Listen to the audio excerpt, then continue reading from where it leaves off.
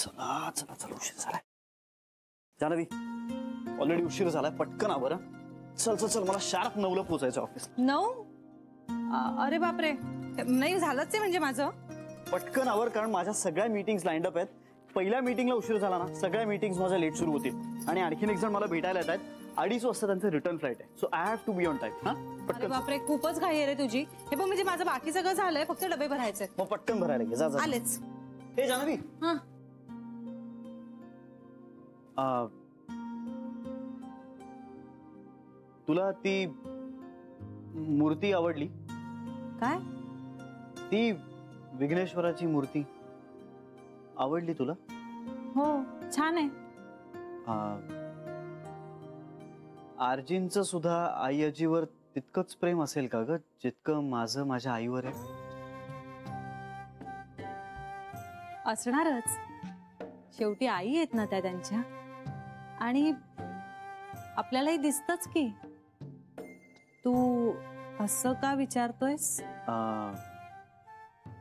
नाही, ते माझ्या जान्हवी, तू जा ना ग, डबे भरायला घे, मी येतोच. निघूया आपण. हा हा मनीष, हा एकदा प्रेझेंटेशनचा फक्त रिव्ह्यू घे आणि नंदनला सांग की कॉन्फरन्स रूम सेटअप करून ठेव. हो हो, मी वेळेत पोहोचतो. या, बाय.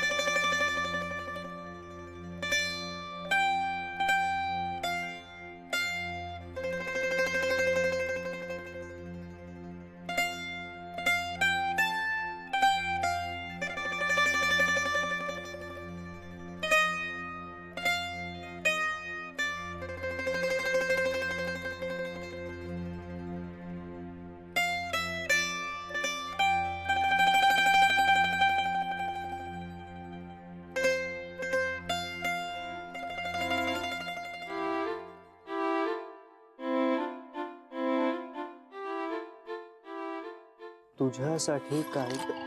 श्री, तू कधी आलास? 28.5 वर्षांपूर्वी. गप्प बस रे, इथे कधी आलास? मगाशीच.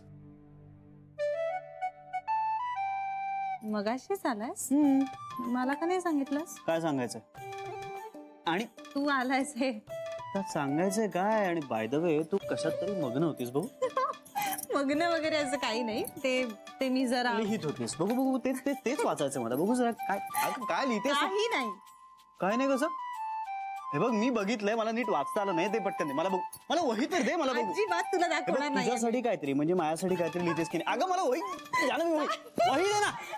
वही नाही, मला वाचायचंय, दे ना.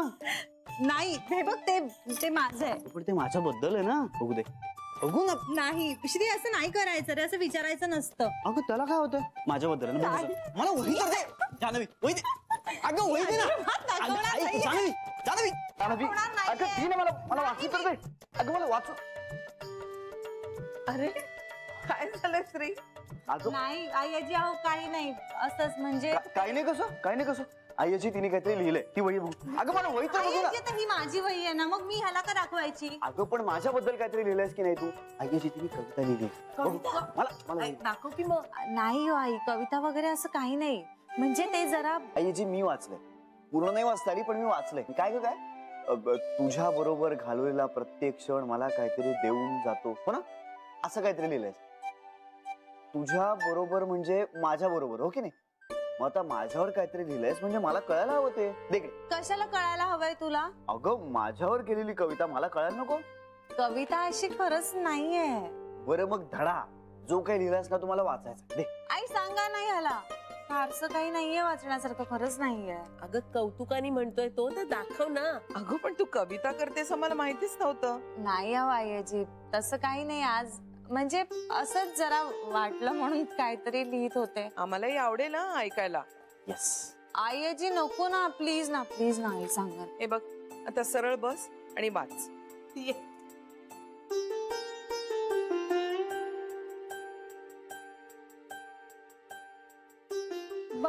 कविता नाही केली आहे. दुसऱ्यांच्या कविता वाचायला आवडतात मला, पण मला म्हणजे असंच मनात आलं काहीतरी म्हणून मी लिहित होते. तेच ते वाच.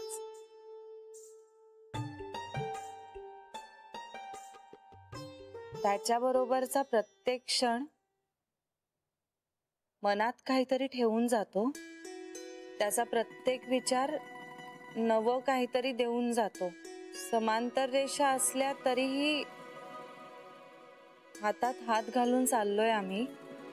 त्याच्याबरोबर कुठलंही अंतर पार करेन जन्मोजन्मी. कधी दमले, कधी थांबले तरी त्याच्याच सावलीत विसावते. कधी रुसले, कधी खचले तरी त्यालाच मनातलं सगळं सांगते. प्रेमही त्याच्यावर, रुसवाही त्याच्यावर. त्याच्याशिवाय कोण आहे माझं? जीव ओवाळेन त्याच्यावर. सुरांना नाव देता येत नाही, श्रुतींनाही नाही, पण श्रुतींशिवाय गाणंही होऊ शकत नाही. माझ्या नावामागे त्याचं नाव नसेल तर आयुष्याला अर्थच उरत नाही. नवरा, सखा, जोडीदार, जीवनसाथी, नावापलीकडचं हे नातं, जन्मांतरीचं प्रेम बहुधा असंच असतं. जान्हवी, ही तुझी कविता किंवा धडा म्हणजे जे काही तू लिहिलंयस ना, ते ऐकल्यानंतर मला काय वाटलं माहितीये तुला? कधी वाटे लिहावे, कधी नुसतेच गावे. कधी वाटे लिहावे, कधी नुसतेच गावे. प्रेम उरातले सारे आज बहरून यावे.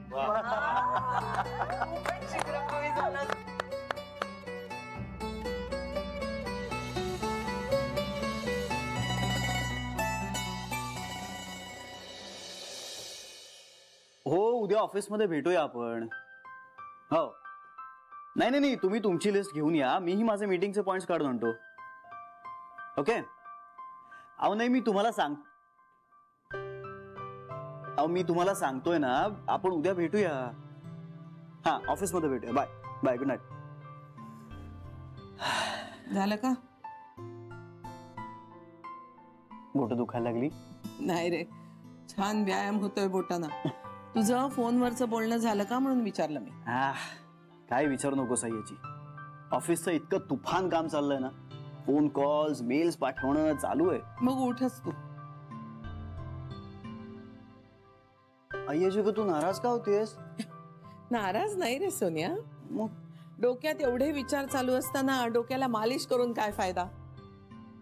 तुला खूप कामं पडली आहेत. जा तू. आलोच. अरे एक मिनिट. काय ग? जरा थांब.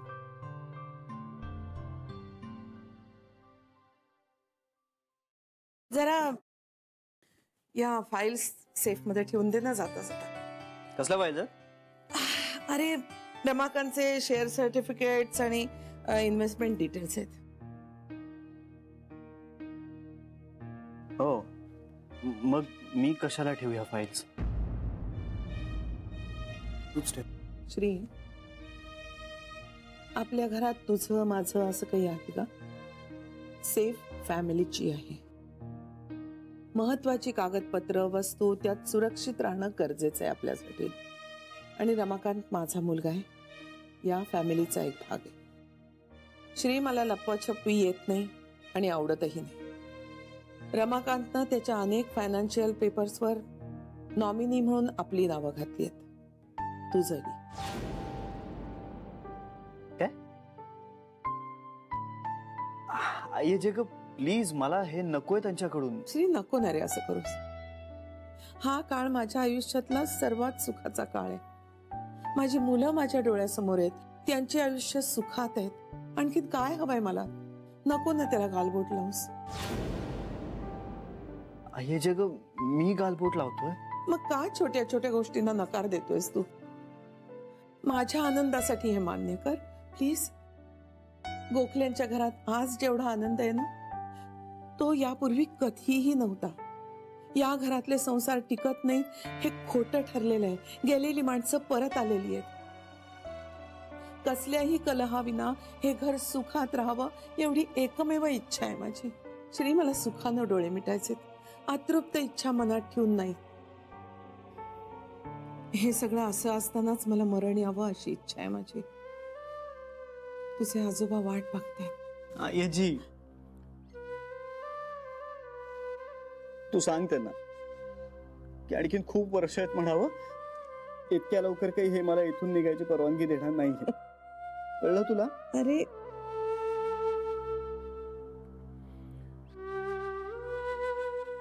मग करशील एवढा? ठेवशील हे सेफ मध्ये प्लीज.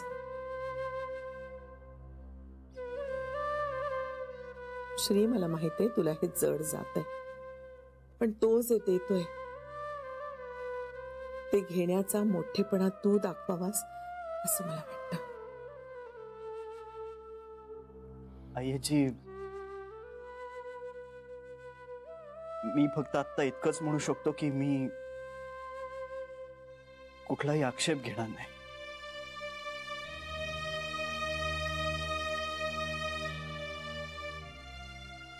थँक्यू.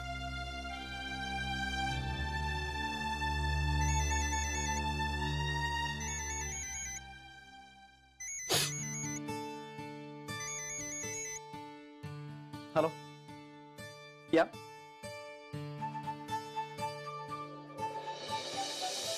तुम्हाला माहितीये का, श्रीनं अजून जान्हवीला हनीमून साठी सुद्धा नेलं नाहीये. ती समजूतदार आहे हो. पण म्हणून काय झालं, तुम्ही यायच्या आधी आम्ही पिकनिकला गेलो होतो ना, ते सुद्धा जान्हवी बरोबर आम्ही सगळ्यांनी हट्ट धरला होता, तेव्हा यायला तयार झाला तो. तेच ग, तरुणपणी काम करण्याची, कष्ट करण्याची नशाच एक वेगळी नशा असते. अगदी ब्रेक नसलेल्या गाडीसारखी अगदी सुसाट पळत असतात तरुणपणी माणसं. म्हणून मला असं वाटतं की कुठेतरी ब्रेक लावायला हवा. ही जी वर्ष असतात ना, ती दोघांच्या नात्याच्या दृष्टीतनं खूप महत्वाची असतात ग. मला असं वाटतं की आई वडील म्हणून आपण त्यांच्या गरजा समजून घ्यायला हव्यात. नाही वाटत तुला? आय थिंक की मी ज्या चुका केल्यात ना, त्या चुका श्रीनं रिपीट करू नयेत. हे बघ, यातलं कुठलंही पॅकेज देऊया त्याला. निदान 7 दिवस एकत्र तरी राहतील ते. बरोबर आहे तुमचं. मागे आम्ही 1-2दा असा विषय काढला होता, पण तेव्हाही त्यांनी खूप काम आहे, आता वेळ नाही असं म्हणून आमचं म्हणणं उडवून लावलं होतं. असं कर, तूच दे त्याला हनीमून पॅकेज. मी मी कुठून देणार? नाही म्हणजे आपणच देऊया, तू फक्त पुढाकार घे. पण श्री हुशार आहे, त्याला कळेल सगळं. म्हणजे तू आणि मी काही वेगळे आहोत का? आणि मी जर दिलं ना तर कदाचित तो नाकारेल. असं का म्हणताय? तुम्ही दिलेला शर्ट घेतला की त्यांनी? हे बघ, तूच दे त्याला, जशी केअरफुली बोल. काय मी जर दिलं तर त्यांना नाकारायला नको बस म्हणून. बरोबर आहे तुमचं म्हणणं. श्री आणि जान्हवीनी 4 दिवस तरी कुठे बाहेर गेलंच पाहिजे. नाही या दोघांना हनीमूनला पाठवलं तर नाव बदलेन मी.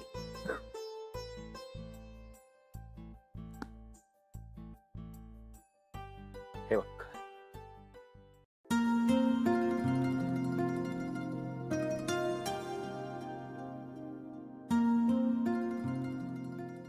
बघ, झोप लागत नाहीये?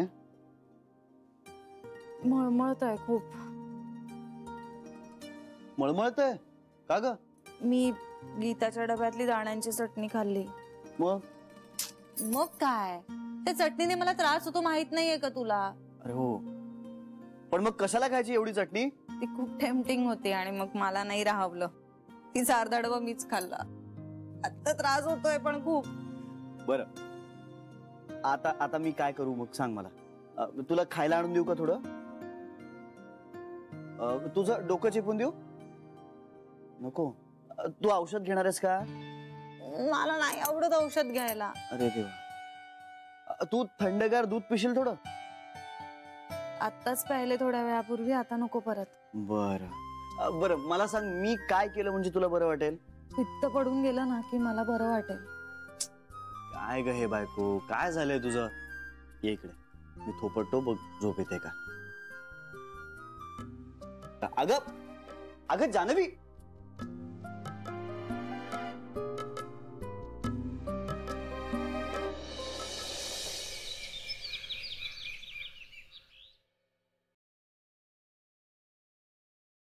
आई चहा. सॉरी थोडा उशीर झाला आणायला. तुझी फार धावपळ होते का ग? मला सांग ना काहीतरी करायला. नाही हो आई, म्हणजे सुरुवातीला या बाहेर जायला लागल्या ना तेव्हा पहिला आठवडाभर खूप धावपळ झाली, पण आता मस्त घडी बसले, जमतंय मला सगळं. मला खात्री होतीच, जितकी जागा मिळेल तितका पसारा वाढतो आणि जितकं काम अंगावर पडेल माणूस ते करतोच. बहिणी बहिणी आई आई पडलं. कोण पडलं, कुठे पडलं, कस? स्वप्न पडलं. हात तुझी. स्वप्न? अगं मग माणूस पडल्यासारखी काय ओरडत आलीस? माणसाबद्दल स्वप्न पडलं ना, असं ना आत्ता डोळ्यासमोर सगळं घडतंय की काय असं वाटत होतं. शी, उगाच जाग आली. आतापर्यंत छान चालू राहिलं असतं. अगं पण आता काय स्वप्न पडलं ते सांगशील का? बहिणी, आपलं हे गोकुळ आहे ना, हे छान फुलांनी सजवलं होतं आणि रांगोळ्या पण काढल्या होत्या.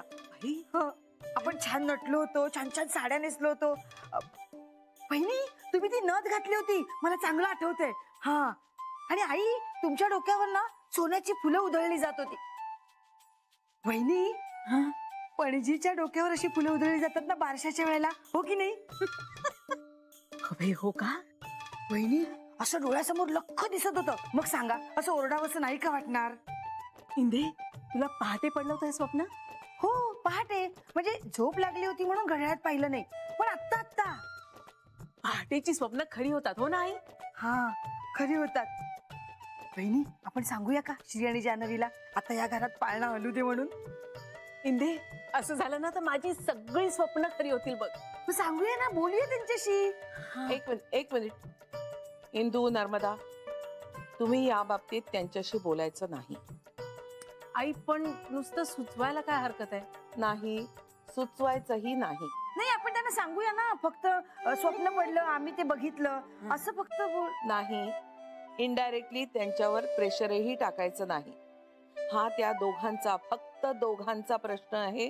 त्यात तिसऱ्यांनी बोलायचं नाही, कळलं? हो आई.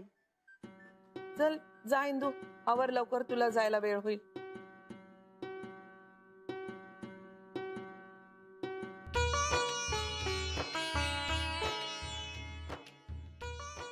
नर्मदा, नसता विचार करू नकोस.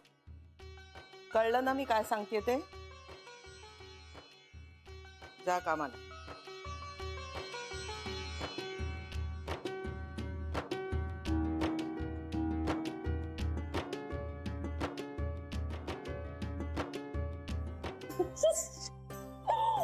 काय सांगतेस? सगळ्यांना ऐकू जाईल ना? काय सांगतेस पण तू हे? इंदू वहिनींना खरंच असं दिसलं? हो, अगदी प्रत्यक्ष घडताना बघितलं असं म्हणाली. अगं ताई, आई, अगं पहाटेची स्वप्न खरी होतात. खरंच तरी मला ना काही सुटे नसत झालंय. म्हणजे ते म्हणतात ना, आनंदाने वेडे बिसी झाले, तसं झालंय माझं. अगं श्री आणि जान्हवीचं बाळ, म्हणजे आपण आनंदाने वेड्या पिशाच होणार ना. खरंच तरी ते असं भरभरून दोन्ही हाताने देतो ना, तसं झालंय. सगळी अत्यानंद महाराजांचीच कृपा आणि योगायोग. माहितीये का तुला? मी तुला त्या पुण्याच्या वधूवर सूचक मंडळाच्या बद्दल बोलले होते ना, त्यांचा फोन आला होता ग. हो हो, काय म्हणाले? त्यांनी भेटायला बोलवलंय आणि त्यांच्या बोलण्यावरून मला असं वाटतंय ही नोकरी मला मिळेल. सरे खरंच उपकार झाले नाही. असा पगार थोडा कमी आहे, पण मला अनुभवच हवा होता ना, म्हणून मी हो म्हटलं. आणि म्हणूनच मला असं वाटतंय की ती नोकरी मला नक्की मिळेल. सरे खरंच तू 1.5-2 महिने जाणार का ग? असं काय करतेस ग ताई? अगं असे निघून जातील हे दिवस. पण बघ ना ताई, श्री आणि जान्हवीच्या बाळाचा नुसता विषय निघाला तर अशा चांगल्या चांगल्या बातम्या मिळायला लागल्यात ना. सरे तुला म्हणून सांगितलंय, जाऊन आता सगळ्यांकडे बोंबाबोंब करू नकोस. नाही.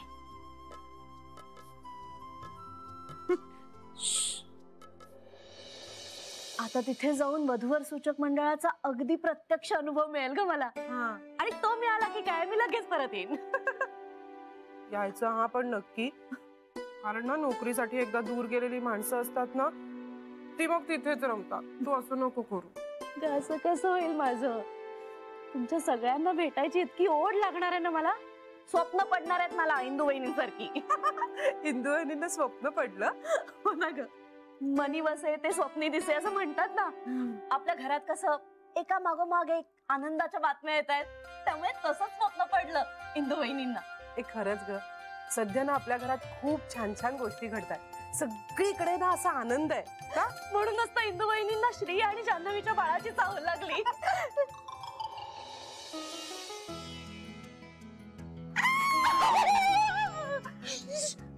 तू खरं सांगतेस? मी खरं सांगते, पण तू विसरून जा, हे सुद्धा विसरून जा प्लीज. चालेल चालेल, मी विसरेन, मी सगळं विसरेन. पण आधी काय विसरायचं ते तर आधी नीट सांग ना मला. असं काय करतेस ग? सांग ना काय झालंय. अगं इंदू वहिनींनी ताईला सांगितलं आणि ताई तर आनंदाने वेडी पिशवी झाली होती. पुढी होईल ग. हो ना. मग बरोबर आहे, आता तर तुझा जीवच लागणार नाही पुण्यात. तेच तर म्हणत होते ना मी. विघ्नेश्वरा, तुझी कृपा अशीच ठेव रे बाबा सगळ्यांवर. शरे, हा, पण हे फक्त तुझ्या आणि माझ्यातच ठेवायचं. हा, कुणालाही सांगायचं नाही. नाही ग. चल आता मी जाते, कामं सगळी खोळंबली. प्लीज शरे, बोलू नकोस ग बाई. मी बोलणार. साजेलपणा करू नकोस, हे सांगून ठेवते तुला. नाही सांगणार, नाही सांगणार, मी विसरले. नक्की? हो नक्की.